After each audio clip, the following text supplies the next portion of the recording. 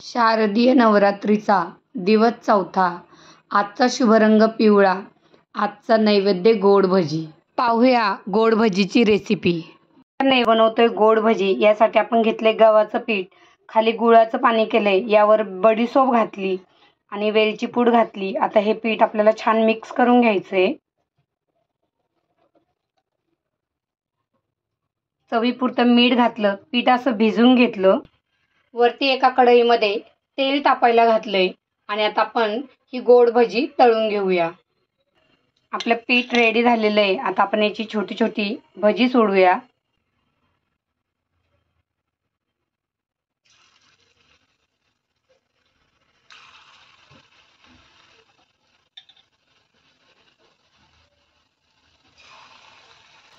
सगळी भजी अशा प्रकारे सोडून घ्यायची आणि आता एका बाजूने ती पलटी करून घेऊया.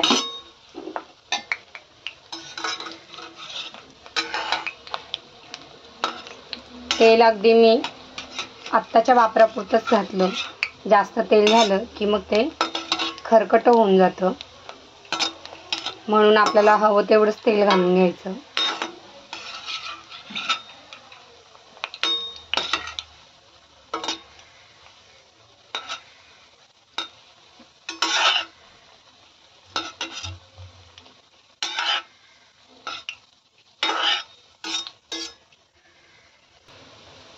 आता या प्रकारे आपली भजी लाल झाली की आपण काढून घ्यायची.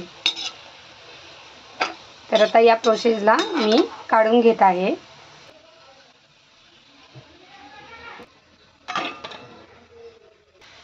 याच पद्धतीने बाकीची उरलेली भजी मी तळून घेतली. ती आता आपण काढून घेऊया. तर अशा प्रकारे आपला आजचा नैवेद्य रेडी झालेला आहे.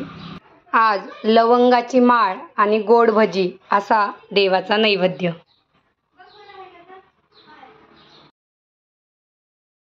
गोड भजीचा नैवेद्य कसा केला तेही दाखवलं. आजची माळ ही लवंगाची. चला तर मग आपण जाऊया देवीच्या दर्शनाला. जाता जाता पहिलं दर्शन आपल्या गणपती बाप्पाचं.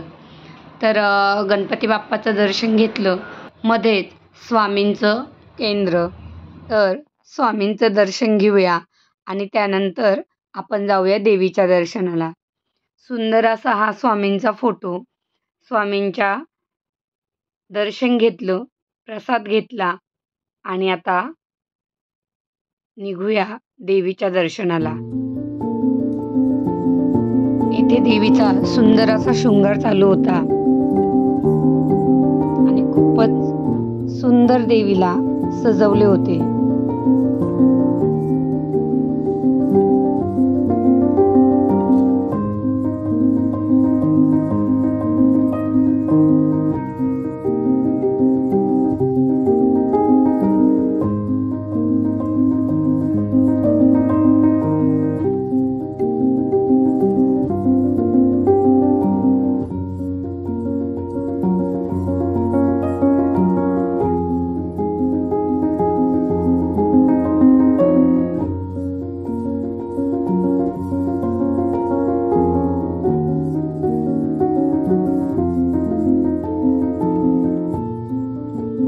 आज देवीचा रंग पिवळा आणि पिवळ्या साडीने देवीचे रूप खरंच खूपच खुलून आले होते.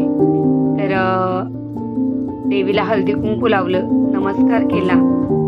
आता देवीची आरती घ्यायची होती आणि खरंच खूप सुंदर असे रूप पाहून मन एकदम प्रसन्न झाले होते.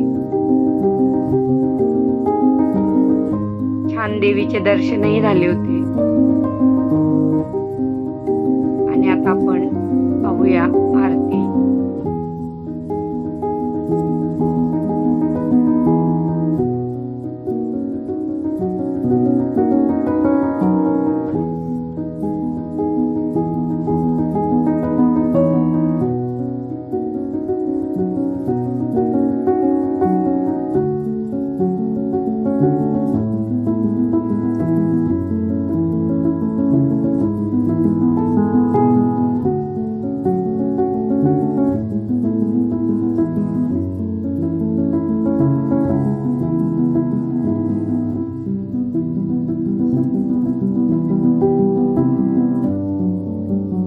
देवीची आरती झाली. आरती झाल्यानंतर देवीला रोजच्या प्रमाणे नैवेद्य दाखवण्यात आला.